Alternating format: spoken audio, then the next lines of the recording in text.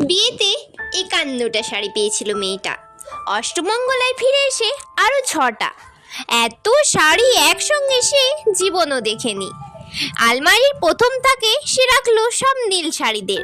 হালকা নীল একটা জড়িয়ে ধরে বলল, তুই আমার আকাশ। দ্বিতীয় থাকে রাখলো সব গোলাপিদের।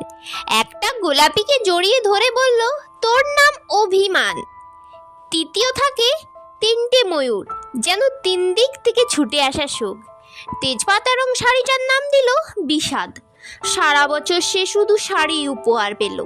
এত শাড়ি সে এক জীবনে পরবে কি করে? কিন্তু বছর যেতে না যেতেই ঘটে গেল সেই ঘটনাটা।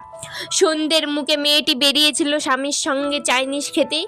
কাপড়ে মুখ বাঁধা ৩টে ছেলে এসে দাঁড়ালো। স্বামীর তলপেটে ঢুকে গেল ১২ ইঞ্চি, ওপর থেকে নিচ, নিচ থেকে ডান দিকে, যাকে বলে এল। পড়ে রইল খাবার, চিলি বীজ থেকে তখনও ধোঁয়া উঠছে। এর নাম রাজনীতি, বলেছে পাড়ার লোকেরা। বিয়েতে ৫১টা শাড়ি পেয়েছিল মেয়েটা। অষ্টমঙ্গলায় ফিরে এসে আরও ৬টা। একদিন দুপুরে শাশুড়ি ঘুমিয়ে সমস্ত শাড়ি বের করে ৬তলার বারান্দা থেকে উড়িয়ে দিল নিচের পৃথিবীতে। শাশুড়ি পরিয়ে দিয়েছে তাকে সাদা থান। ১৯ বছরের একটা মেয়ে, সে একা।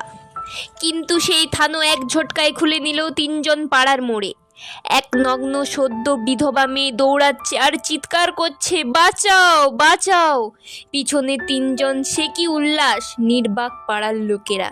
বিয়েতে ৫১টা শাড়ি পেয়েছিল মেয়েটা। অষ্টমঙ্গলায় ফিরে এসে আরও ৬টা।